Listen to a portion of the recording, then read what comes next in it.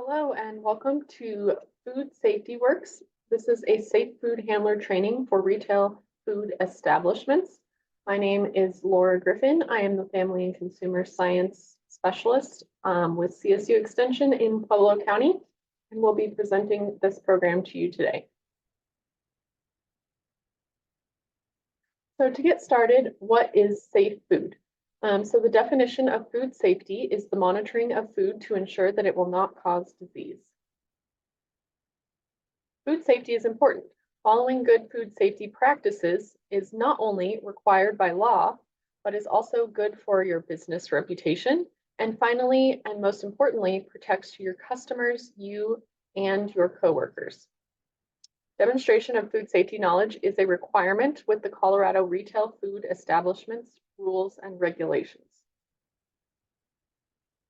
So to get started, we're going to talk about foodborne illness in the US. Some statistics include each year, 48 million people become ill with a foodborne illness. So that's about 1 in 6 Americans who will be affected by a foodborne illness each year. Of those 48 million, 128,000 become hospitalized and 3,000 actually die of foodborne illness each year. The cost of foodborne illness to the US annually is over $1 billion to the food service industry and healthcare system. So that is not only going to include all of the medical expenses that are going to be associated with the foodborne illness. Most of those are going to occur due to the hospitalizations and deaths. Some of our more severe cases are going to have larger medical expenses associated with them. But this also takes into account the loss of productivity, time away from work, and costs to the businesses in that regard as well. We have seen an increase in foodborne illness over the last several decades. And I think there are a lot of different reasons for this, but some of the food safety challenges that we see today include the transport of food. So we truly are a global food market at this point. So for example, we here in Colorado, we are a landlocked state, but at every grocery store you go to, you will find a pretty good selection of seafood products. And so, best case scenario, those seafood products are coming from maybe the Pacific Northwest or the East Coast or the Gulf of Mexico.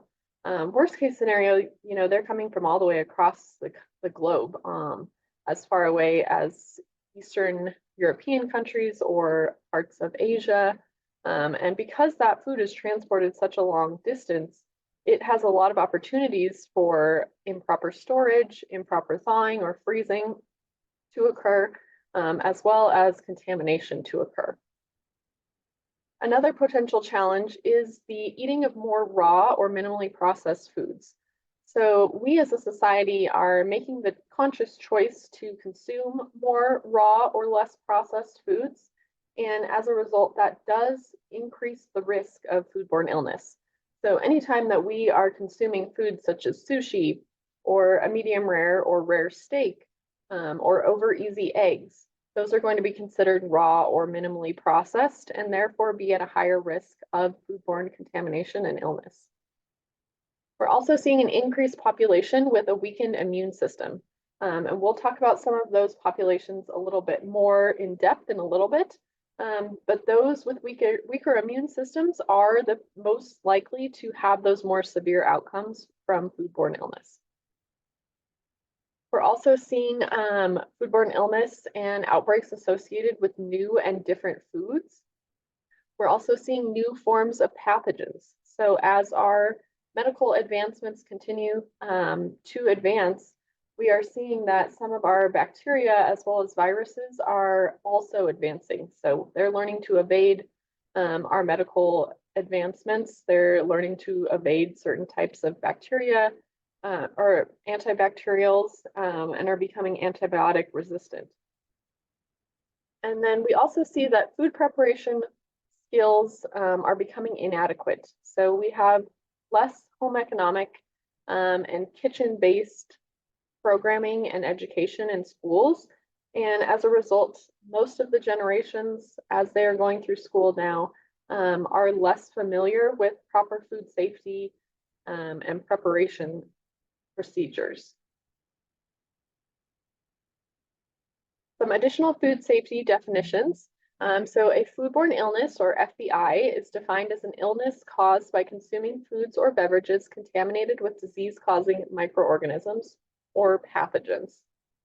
There are three main types of contaminants that can be found in food. The first is biological, and this is going to be any sort of bacteria, virus, parasite, or microorganism that affects your food and can make you sick. The second is going to be physical. So this is anything that is physically found in your food that shouldn't be there. So that can be anything from a strand of hair, a piece of metal, maybe a chip of nail polish, or a piece of jewelry that fell off during the process. And then finally, we have chemical contaminants. So this is going to be any sort of chemical product that has gotten into your food. So this is most commonly going to occur in the form of cleaners and sanitizers that have not been properly rinsed off, or pest control products that are found mostly on fresh produce that, again, have not properly been rinsed off. Symptoms of foodborne illness, for the most part, are going to be mostly GI related. So some of the big ones are going to be vomiting, diarrhea, pain, and cramps. Others that can be associated with a foodborne illness, but not always, will be fever and chills, headache, and muscle pain. But that kind of stomach bug symptoms are what you're looking for in a classic foodborne illness situation. If you have any of these following symptoms, you don't want to work with food in any capacity, especially for sale to the public. You want to inform your management if you are sick, if you do have any of those symptoms, and find out when you may return to work. So these are some of the complications of foodborne illness. Complications can be very serious depending on the pathogen and, again, the person infected. So this is going to be more likely to affect some of our higher risk populations. For many of the average healthy adults, it's going to look like that maybe 24-hour to 48-hour stomach bug. But again, depending on the pathogen and the person infected, there can be very, very serious complications to a foodborne illness. And examples of that include arthritis, blood infections, kidney failure, seizures or paralysis, spontaneous abortion, hearing and visual impairments, developmental disabilities, and finally, in those very severe cases, death.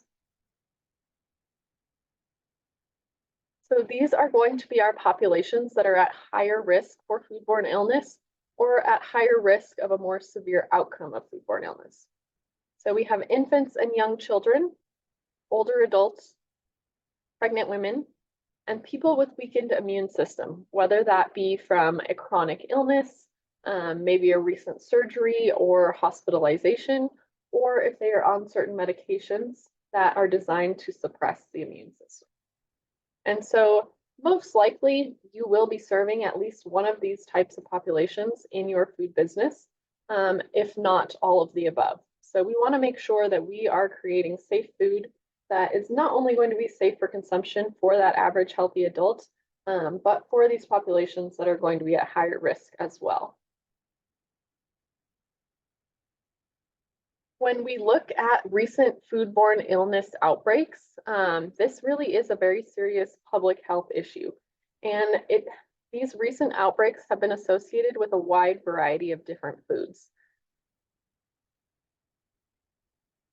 So now we are going to watch a brief video that highlights some of the information on a recent outbreak associated with Chipotle. And this was an outbreak that occurred in several different states and created a nationwide foodborne illness outbreak. The last half of 2015, around 500 people in states ranging from California to Massachusetts had two things in common. They all ate at Chipotle and they all had severe diarrhea. Every year, there are hundreds of food poisoning outbreaks in the US. But it's unusual for one company to see 6 outbreaks from 3 different germs in just 6 months. In 22 years of doing these kinds of cases, I can't think of a chain that has ever had that happen. Obviously, not ideal for a company whose brand is serving higher quality food. If you're like other Americans, you love to eat Chipotle, but you hate all those terrible bloodstains in your underwear. To understand how Chipotle plans to fix it, you have to look at the different ways the food was contaminated. For the 2 large outbreaks in Boston and Simi Valley, California, the pathogen was norovirus. I vomited for many hours straight. Norovirus doesn't come from the food supply itself, but rather from a restaurant employee who was sick but came to work anyway.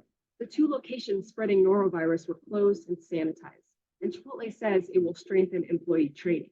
An outbreak at 22 Chipotle locations in Minnesota involved salmonella bacteria, which did come from the food itself. State health officials now are blaming tomatoes. Chipotle then switched to a different tomato supplier. But the E. coli outbreak has been tougher to nail down, in part because cases popped up in 9 different states.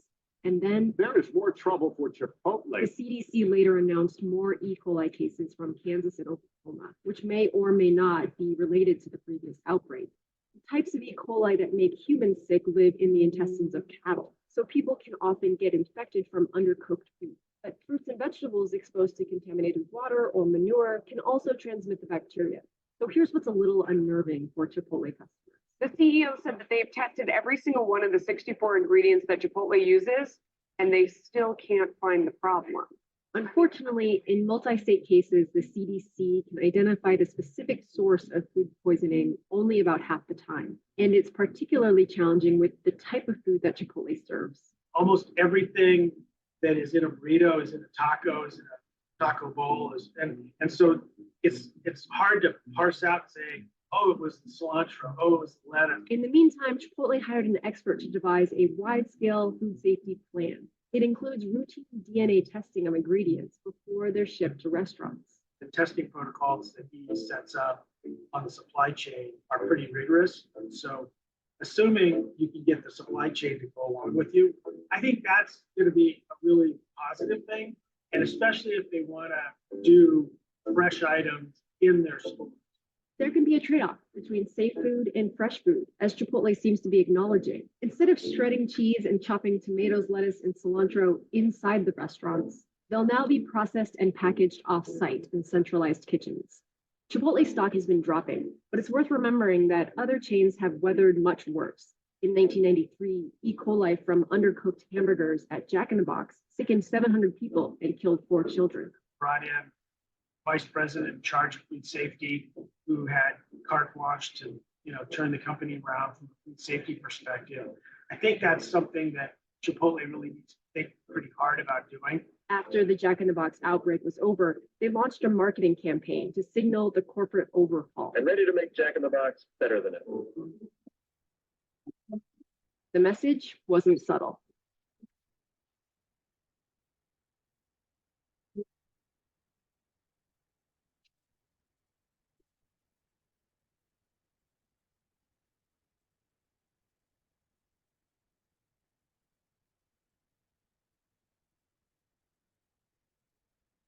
Okay, continuing on how foods become unsafe. So some of the key factors include poor personal hygiene, cross-contamination, time and temperature factors, and improper cleaning and sanitizing. Practicing safe food handling is key to prevention of foodborne illness. So the first step is to start with worker hygiene. This is the most important step in order to keep food safe. It seems to go without saying that you need to be clean, but every year, the poor personal hygiene of food handlers is in the top 4 of preventable causes of foodborne illness in the US. So we can find harmful germs on our hair, on our skin, underneath our fingernails, and on potentially dirty clothing. So as a food worker or someone handling food, you should start by coming to work clean, bathe daily, wear clean clothing and closed-toed shoes. Leave jewelry at home. The only jewelry allowable in a retail food establishment is going to be a plain wedding band ring. Trim and clean fingernails. avoid nail polish and fake nails. And then if you have long hair, pull it up and back and restrain hair with a hairnet or hat. Infected food handlers. So germs from potentially sick workers can easily get into food and make other people sick. As a food establishment, you should have a written sick employee policy. And always report the following symptoms to the person in charge. If you or a coworker you know of is experiencing any of the following symptoms, being diarrhea, vomiting, GI illness or general GI discomfort, jaundice, sore throat, with or without a fever, and any other potentially transferable or contagious disease. Like I said, every food establishment should have an illness policy and make sure that all employees are aware of what that is. So we do not work with food if we are not feeling well, because again, that potential pathogen that we're carrying could be easily transferred to our coworkers as well as to the food that we are handling, making our consumers sick. All right, hand washing. So hand washing is one of the easiest and most effective ways that we can control the spread of foodborne illness. We cannot say enough about proper and frequent hand washing.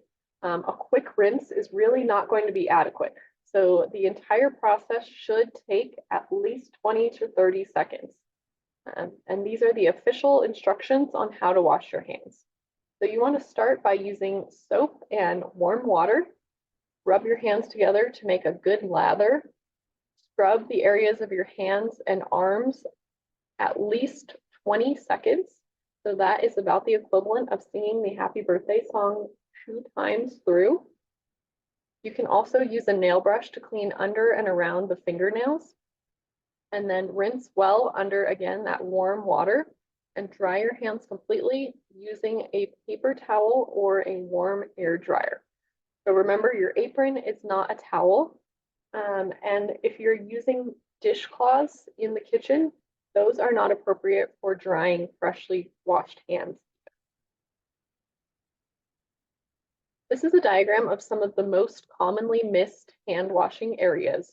So the dark red color is most frequently missed, the orange color is frequently missed, and the yellow color is going to be less frequently missed. So as you can see, the fingertips and the thumbs and the back of the thumb particularly, as well as between the fingers, are some of our most frequently missed areas. And then the backs of the hands and up the wrist are going to be most frequently missed as well. So this is something to keep in mind when you are washing your hands.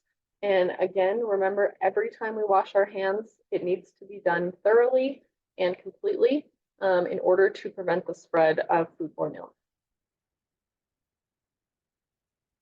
All right, so the Colorado Food Code states that all retail food establishments must have a hand washing facility. That hand washing facility must include the following items: hot and cold running water, soap, disposable paper towels or an automatic hand dryer, and a trash can. Fingernail brushes are not required, but can be very useful in order to fully wash your hands entirely. Especially if you are someone who enjoys working in the garden or the garage, fingernail brushes can really help to just get the rest of those germs and dirt and anything from underneath those hard to reach places. If you do use nail brushes, you want to make sure that you're either replacing them often or sanitizing them often so that they are not becoming a potential cause of contamination. All right, so what about hand sanitizer? So hand sanitizer can be used in addition to washing hands, but it should never be used as a replacement for washing hands. And how do you use hand sanitizer? You want to squirt about a dime-sized dollop into your hands, rub them thoroughly for 15 seconds or until it's totally dry. You don't want to touch any sort of food until that hand sanitizer has dried completely. All right, so when to wash your hands. So we always want to wash our hands before any sort of food preparation and before putting on gloves or changing gloves. And then after using the restroom and again before resuming any sort of food preparation. Additionally, we want to wash our hands after any of the following. So after we take a break and come back to the kitchen, after coughing, sneezing, or blowing your nose, because even if we are coughing or sneezing into our shoulder or elbow, those particles can become airborne and can still land on your hands. So we want to rewash our hands, especially if we are blowing our nose, making contact with that Kleenex, anything like that. We want to wash our hands after taking a smoke break or eating or drinking. After touching our hair, our mouth, or any wounds or sores we may have. After touching any sort of raw meat products, including raw poultry, meat, or fish. We also want to wash our hands after handling any money, cleaners, or chemicals. We also want to wash our hands after handling trash and touching dirty dishes, utensils, or equipment. All right, so we want to attend to accidents immediately. If you are injured on the job, first thing you want to do is notify the manager on duty and then avoid any contact of body fluids with food. Once you have identified the injury and have treated it appropriately, you want to make sure that it is covered really well.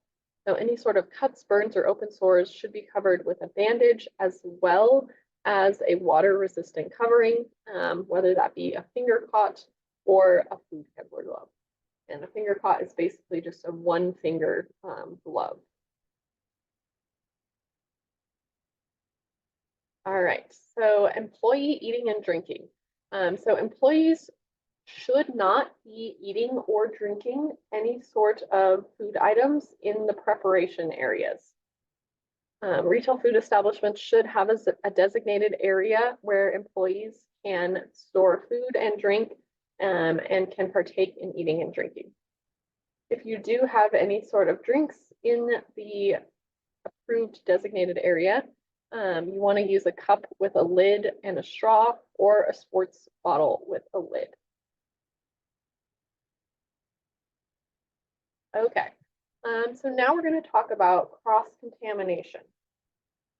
So the official definition of cross-contamination is when harmful germs or pathogens are transferred from one food or surface to another. And this can occur from our hands, utensils, or other foods. To avoid cross-contamination, we want to keep our raw meat, seafood, and poultry separate from those ready-to-eat and cooked foods during food preparation as well as during storage. We also want to properly clean and sanitize our countertops, cutting boards, utensils, and prep tables after working with any sort of raw animal products, and again, before working with produce or ready-to-eat foods. We want to store our refrigerated raw meat, poultry, and seafood according to the recommended cooking temperature and below any foods that are already considered ready to eat. And we also want to change our apron when soiled and remove our apron when leaving the prep area. So avoid bare hand contact with ready-to-eat foods. So essentially, once a food is considered in its ready-to-eat state, we don't want to touch it with our bare hands for any reason. So when we're preparing these foods or serving these foods, we can use, basically anything else that's going to be food safe in order to make contact with these foods. So that might be utensils such as a tongs or a spatula, or other utensils such as a fork or a spoon. We can also use deli tissues or disposable gloves. And we want to make sure that, again, we're washing our hands prior to putting the gloves on, and that the gloves are going to be a food handler or food safe glove. We don't want to use a latex glove, a cleaning glove, or a medical glove for any sort of food preparation process. All right, So additional information on using gloves properly. Like I said, we always want to wash our hands before putting on a new pair of gloves and when changing to a fresh pair of gloves. And we want to change our gloves when they become dirty or torn, when we are starting a different or new task, anytime after handling raw meat, seafood, or poultry items, before handling cooked or ready to eat foods, and then at the very least, changing them every 4 hours if you are continuing to wear them and you are doing the same task for that full duration of 4 hours. So how to avoid cross-contamination when serving food. So it's very important that when we are serving food that we avoid touching food contact surfaces of dishware, glassware, and utensils. So to start, we want to keep our serving utensil handles up and extending out of the food, so they are not ever making contact with the food directly. If we are serving food in plates or bowls, we want to hold those from underneath. So we don't want to make contact with our hands or thumbs on any part of the food contact surface. And same thing goes with glassware and cups. We want to hold them towards the bottom, never touching the rim. All right, so some additional information on avoiding cross-contamination when using and storing utensils. So we always, if we are using any sort of ice maker, we want to have a designated ice scoop. The ice scoop should be used to allocate all ice. We never want to scoop ice with our hands or directly from using the glass itself. We want to store our ice scoop with the handle up and or on a clean surface. We never want to let the handle touch the ice because again, that handle is making contact with our hand. And if it touches the ice, it could potentially contaminate it. We also want to make sure that we are properly storing our utensils and knives between uses as well. So this again will include only making contact with the handle of the knife. We never want to touch the knife blade itself and then have it go on to make contact with. All right, next we are going to talk about food and temperatures. So we have what's referred to as the temperature danger zone. This is the temperature range between 41 degrees and 135 degrees Fahrenheit. This is where pathogens are going to grow and multiply most rapidly. So our goal is to keep our foods in a cold or hot holding temperature. So that means hopefully storing them below 41 degrees Fahrenheit or keeping them hot at above 135 degrees Fahrenheit. We want to minimize the time that these foods are in this potentially hazardous danger zone. Parts of the process where they might be coming into this danger zone would be during storing time, preparing time, displaying these foods, holding these foods, and serving these foods. So any food that is in the danger zone for more than 4 hours should immediately be discarded. So bacteria grow fast. How fast? So bacteria is going to feel, again, most comfortable in that temperature danger zone of 41 to 135 degrees Fahrenheit. And if it's in that range, bacteria or pathogens can actually double every 20 minutes. So that means at room temperature, just one single bacterium in a food could grow to more than 2 million in about 7 hours. These are some examples of potentially hazardous foods. These are going to be foods that need time and temperature control for safety. So essentially, these foods are going to be foods that are not considered shelf stable. So they either need to be, again, hot held at above 135 degrees Fahrenheit, or stored or held at a cold temperature of 41 degrees or less. Some of these foods include our meat products, so meat, poultry, and fish and shellfish, our shelled eggs, such as hard-boiled eggs, our dairy products, garlic and oil mixtures, our cooked rice or pasta dishes, our cooked beans and tofu dishes, our baked boiled or cooked potatoes, raw seed sprouts, cut leafy greens, sliced melon, and sliced tomatoes. So the only way to know for sure what temperature your food is currently at is to use a food thermometer. So using a food thermometer is going to be very important to ensure that the temperature is at a proper and safe range. There are a few different types of food thermometers that we'll go over here in a minute.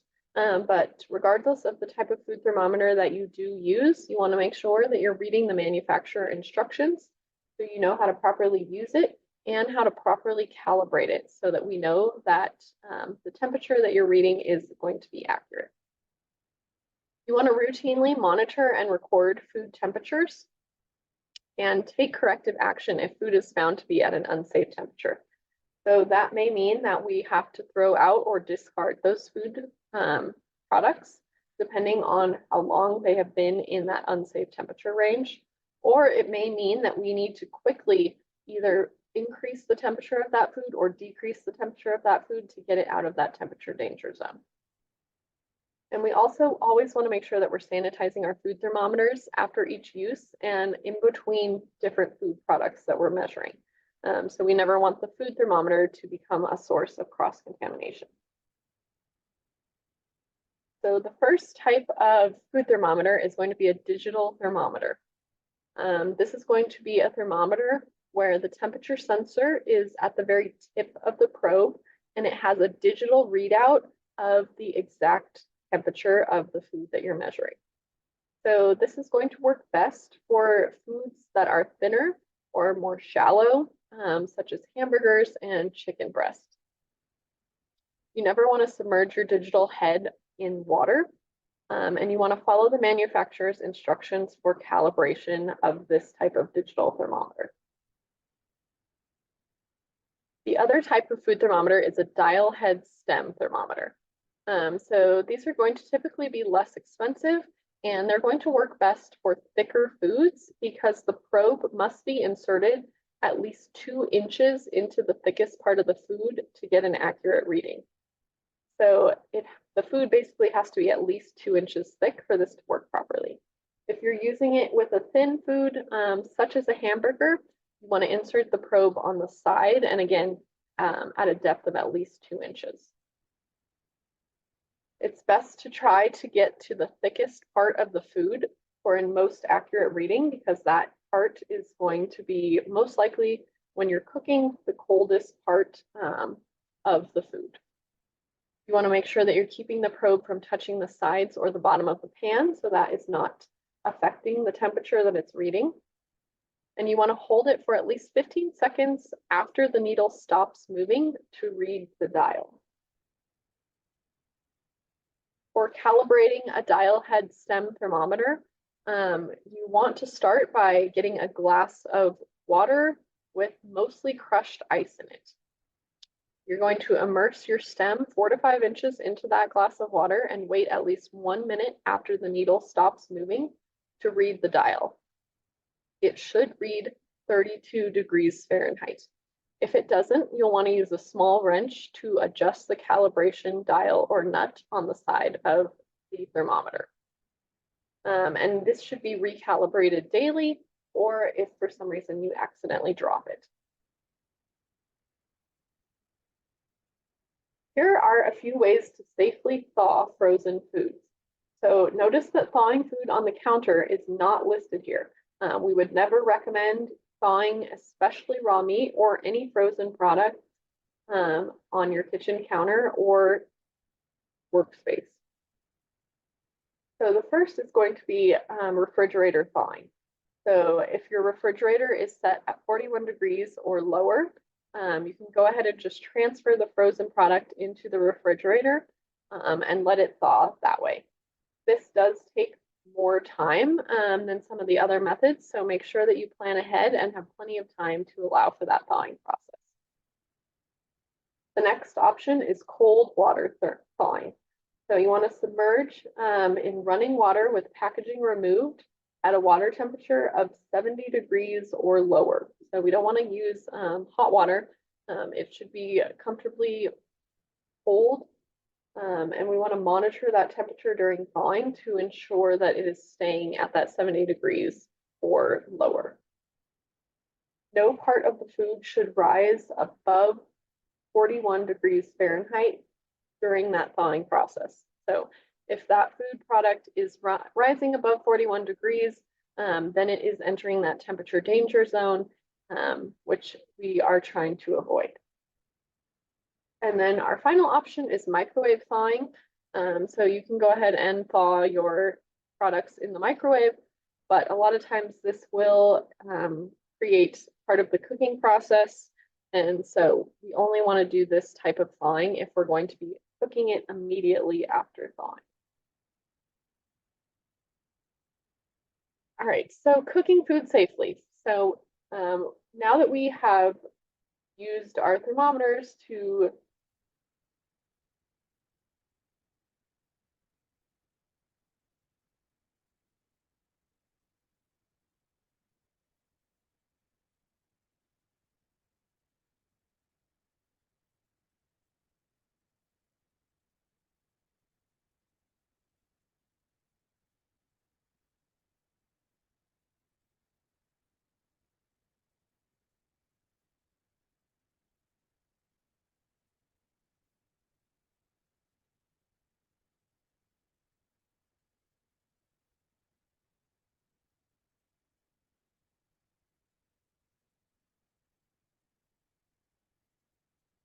now that we are using an accurate thermometer, we know how to calibrate it and how to operate it.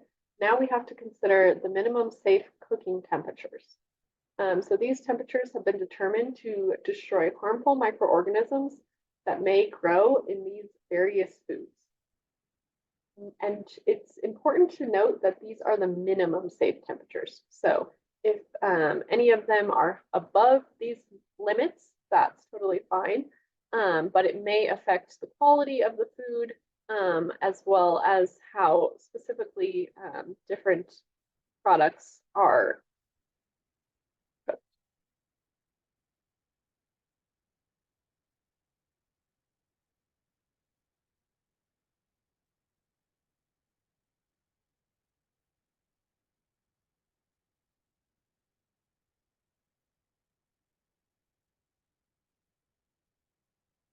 So for poultry and stuffed meats, it should be a minimum of 165 degrees.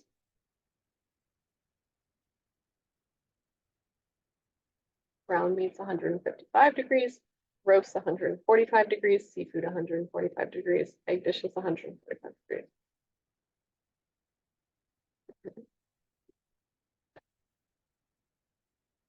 After foods are cooked, we must be able to cool them safely as well.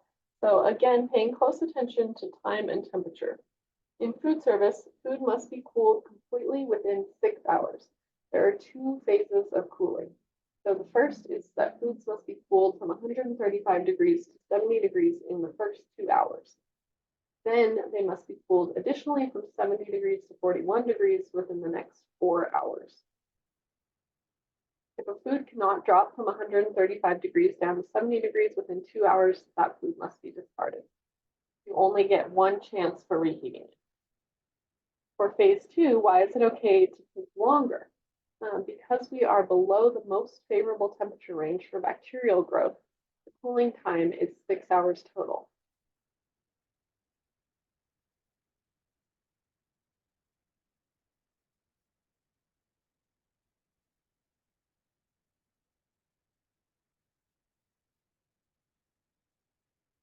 All right, cooling food safely. There are 4 methods for cooling food safely. Hot foods could be divided into shallow pans. So first is to reduce the size of food. Hot food can be divided into shallow pans and placed directly into the refrigeration unit.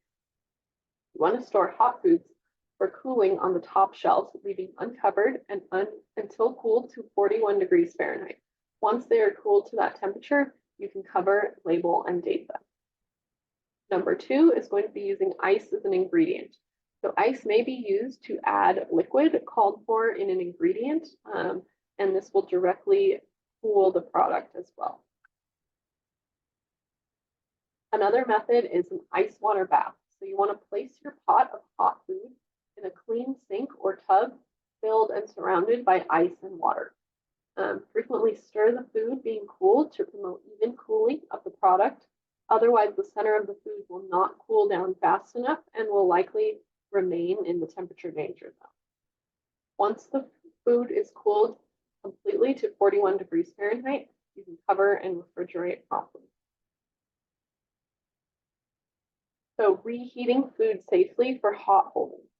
So you want to use only equipment designated for reheating. Reheated foods must reach an internal temperature of 165 degrees before hot holding. Use a food thermometer to verify that foods reach 165 degrees Fahrenheit before they are hot held, and discard food that has not reached that 165 degrees within 2 hours.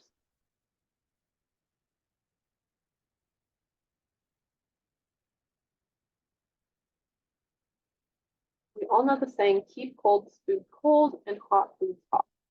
Cold foods need to start out cold and be kept at 41 degrees Fahrenheit or below. Hot foods need to start out hot and be kept at 135 Fahrenheit or above.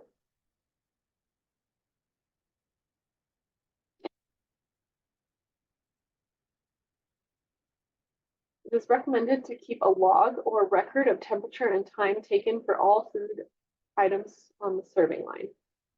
The main points to remember are stir the food every so often to make sure that the heat is evenly distributed throughout the product.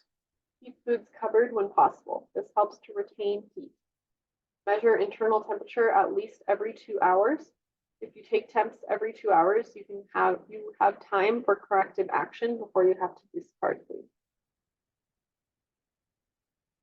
Discard food after 4 hours if not held at 135 degrees Fahrenheit for hot holding or 41 degrees Fahrenheit for cold holding. Never mix fresh foods with foods being held. All right, let's take a minute to discuss the proper way to store refrigerated items.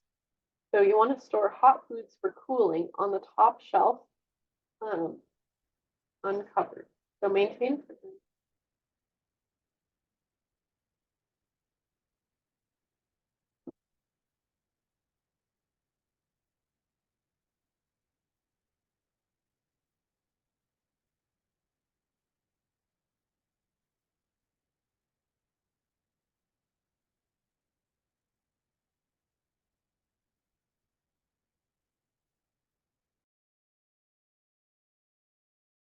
Okay, now that we have learned how to accurately use a thermometer and calibrate it, now we need to consider some of the minimum safe cooking temperatures. So these temperatures have been determined to destroy harmful microorganisms that may grow in these various types of foods. Notice that these are the minimum safe temperatures. So foods cooked to these specific temperatures are considered safe and are also considered to retain the highest quality and juiciness of the food. Your work establishment may choose to exceed these temperatures. If that is the case, go by their recommendation. So again, these are the minimum internal temperatures read with a thermometer held in the food for at least 15 seconds. So at a minimum, poultry and stuffed meats should be cooked to 165 degrees Fahrenheit, ground meats 155 degrees Fahrenheit, roasts and seafood dishes 145 degrees Fahrenheit, egg dishes without meat, custards, and sauces 145 degrees Fahrenheit, meat casseroles ranging from 155 to 165 degrees Fahrenheit, and all microwaved or reheated foods, regardless of their ingredients, 165 degrees Fahrenheit.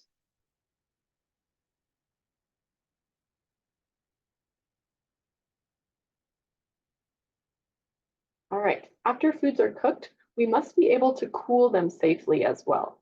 So again, paying close attention to time and temperature controls.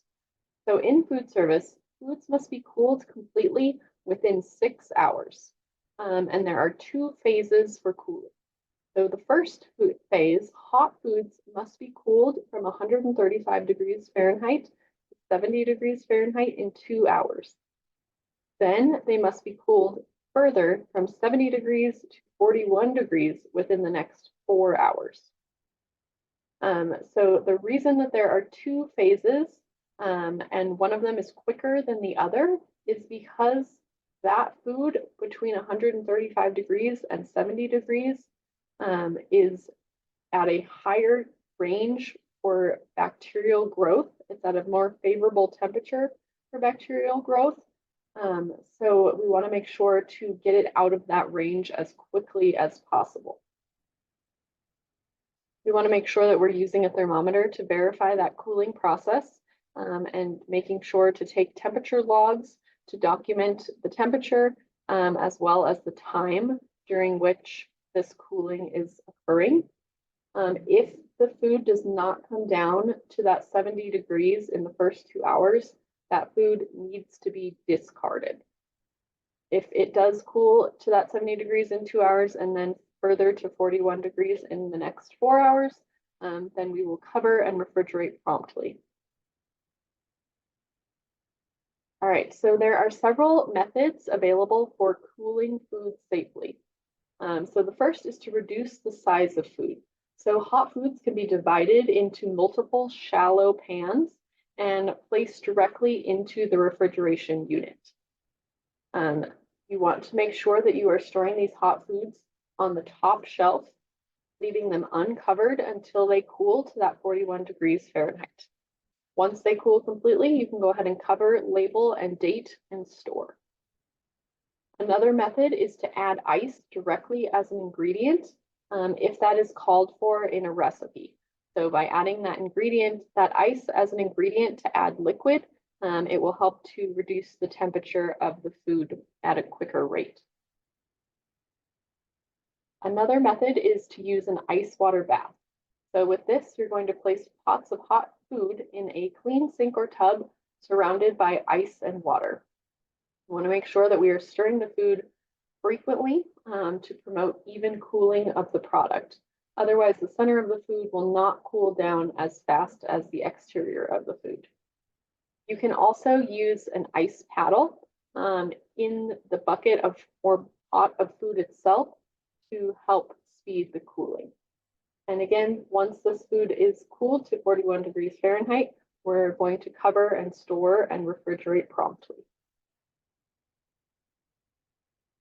All right, we want to make sure that we are reheating foods to a safe temperature as well. So we want to quickly reheat all of our foods to an internal temperature of at least 165 degrees Fahrenheit. If a food has not come to that temperature within 2 hours, it must be discarded. We only want to use equipment that has been designed for reheating. So in other words, you can't heat foods on a steam table. It's never going to get those foods up to 165 degrees. Those are only an option for holding foods at a hot temperature once they have already been heated. We want to make sure that, again, we're using a food thermometer to verify that the foods have reached that internal temperature of 165 degrees before they are transferred to hot holding. And we want to discard that food if it has not reached that temperature within 2 hours. So holding foods for service. Again, we want to make sure that we are keeping our food out of that temperature danger zone while being held for service. So foods that are hot, again, they should be brought to the temperature of 165 degrees prior to being transferred to hot holding. And then they should be held at a temperature of at least 135 degrees Fahrenheit or above. Cold holding should be the same as the refrigeration storage temperature and be held at 41 degrees Fahrenheit or below. All right, holding foods for service. So it is recommended to keep a log or record of temperature and time taken for all foods on the serving line. Some of the main things to remember are Stir the food every so often to make sure that the heat is evenly distributed throughout the product. Keep foods covered when possible. This is going to help not only eliminate the risk of cross-contamination, but also to retain heat. Measure internal temperatures at least every 2 hours. And if you take temperatures every 2 hours, that allows you time to act for corrective action if needed. For example, if a temperature has fallen below 135 degrees and you hadn't planned to throw that food out at the end of the service, it gives you a chance to reheat to 165 degrees and save it before you have to throw it out, and then keep it hot held at that 135 degrees Fahrenheit. Or if you don't want to do any corrective action, at least you know now that the time has been noted, and you want to throw it out after 2 hours if it has fallen below that 135 degrees Fahrenheit. All right, now let's take a minute to discuss the proper way to store refrigerated items. So we want to make sure that we are, again, storing our hot foods for cooling on the top shelf. Those are going to be uncovered or lightly covered until they are cooled to 41 degrees Fahrenheit. We want to make sure that our refrigerator is maintained at a temperature of 41 degrees or below. We want to make sure that we are using open shelving to allow for even airflow and minimize the time the cooling unit is opened. Every time we open the door of that refrigeration unit, that is going to allow heat in and cause the internal temperature of the refrigeration unit to rise. We want to make sure that, again, we are covering and dating and labeling all of our foods before storing. Avoid overloading the refrigeration unit, and store raw meats below cooked or ready to eat foods, and discard any foods past the use by or expiration dates. So here is the correct top to bottom shelf order of storing refrigerated foods. So what is the reasoning behind this? This is going to be based on safe endpoint cooking temperatures. So poultry is at the bottom because it has the highest cooking temperature requirement to kill harmful bacteria such as salmonella.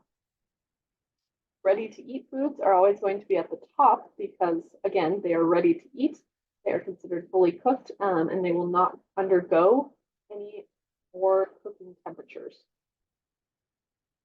So we place them on the top shelf to avoid any contamination if raw juices from some of these meat products were to drip on them. So on our top shelf, we're going to have our ready to eat foods and fully cooked foods, followed by our raw seafood, fish, and eggs, followed by our raw steak, pork, and ground meats.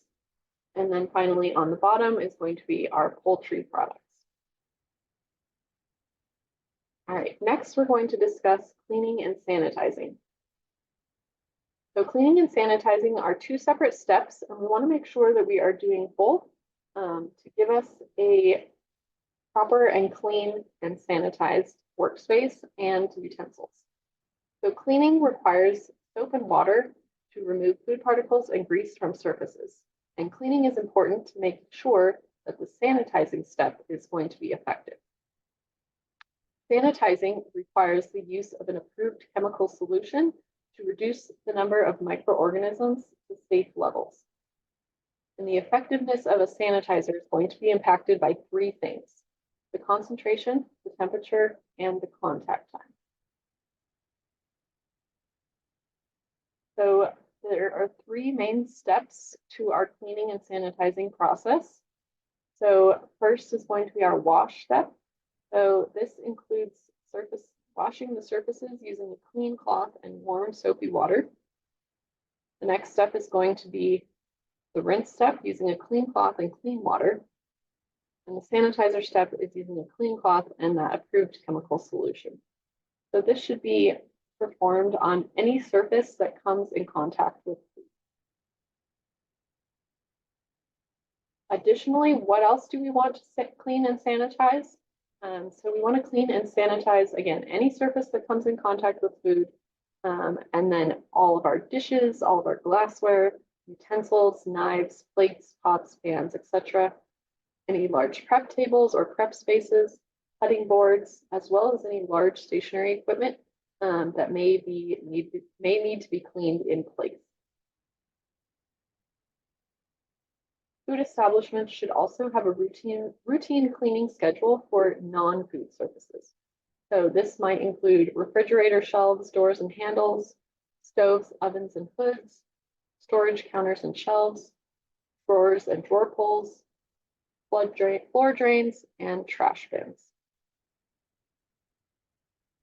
All right, so when to clean and sanitize. So we should be going through these steps of wash, rinse, and sanitize for any surface that comes in contact with food before and after food preparation, before beginning working with another type of food, and at least every 4 hours if doing one continual task. There are several different types of sanitizing solution that can be used on food contact surfaces, utensils, and equipment. Two of the most common are going to be using chlorine bleach or quaternary ammonia. So for chlorine bleach, we are looking for a concentration of 50 to 200 parts per million. With the ammonia solution, it should be 150 to 400 parts per million. So the amount of chemical to use is going to vary according to the product as well as the contact type. So depending on the type of sanitizing solution your establishment uses, you want to read the instructions and make sure that you are measuring accurately. More is not always better. So we don't want a solution that's too weak, and we also don't want a solution that's going to be too strong. When making a sanitizer solution, you want to use a chemical test kit to measure the concentration. So these test strips here are a great way to just make sure that you are in that appropriate range of sanitizing concentration. You want to store your wiping cloth in sanitizer bucket between uses and prepare fresh sanitizer solution often. And again, make sure that you are measuring out the amounts according to the package instructions. More is not always better.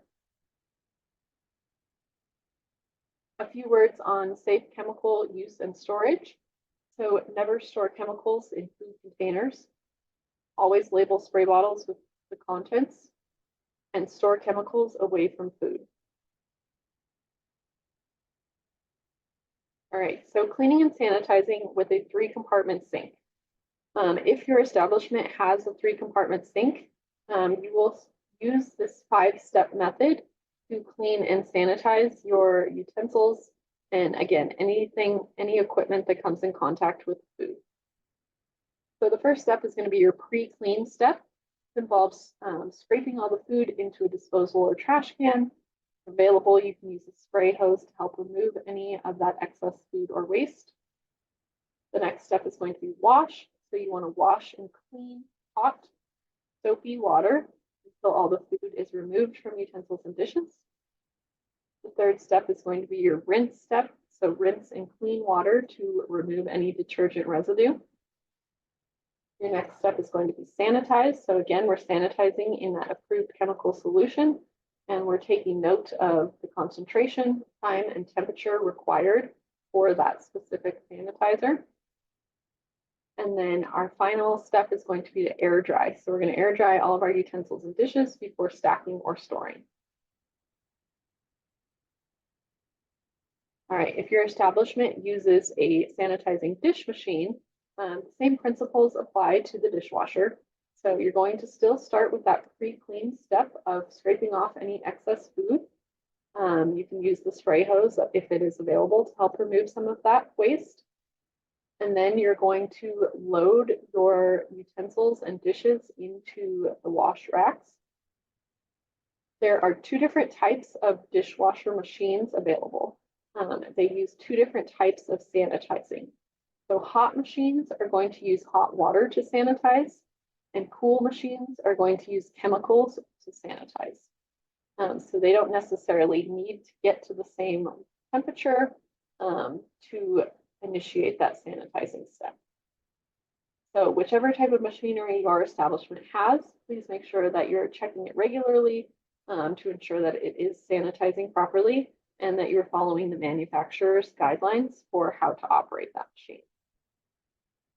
But again, you'll be washing those dishes in a hot, at least 120 degrees Fahrenheit detergent water, and you're using a sanitized solution of, again, 50 to 200 parts per million.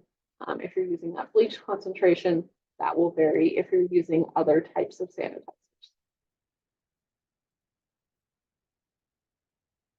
All right, so same principles apply on things that can't necessarily go in the sink or dishwasher. So after you've removed all the parts that can be cleaned elsewhere, you want to take a clean cloth and wash the surfaces of that larger equipment with that warm soapy water, rinse with a clean cloth and clean water, and sanitize using that clean cloth and chemical solution. All right, so just to review some of the things that we went over today, we want to make sure that we are washing our hands properly and often. Hand washing is going to be one of the most important parts of working in the food industry. We do not want to work while sick. We want to avoid bare hand contact with ready-to-eat foods. We want to make sure that our foods come from an approved source and we are storing them to prevent contamination. We now know the safe temperatures when handling foods, whether that be in the thawing process, cooking process, cooling process, or reheating process. We know how to use a food thermometer to maintain safe cold temperatures and hot temperatures. We are going to limit the time food spends in the temperature danger zone. And we learned how to properly clean and sanitize to prevent contamination. All right, so remember, serving safe food starts with you. It is up to all of us to create and maintain a safe work environment and safe for food environment as well. Thank you all so much for joining us today for this program on Food Safety Works. If you would like to receive your food handler certificate, please follow the link from Eventbrite when you registered to complete the food safety quiz. Upon completion of that quiz and passing that quiz, your certificate will be emailed to you at the email you provided with your Eventbrite registration. If you have any additional questions, again, my name is Laura Griffin, and you can feel free to email me at griffin@pueblocounty.us. Thank you again so much for joining us for this Food Safety Works presentation, and I hope you have a great rest of your day.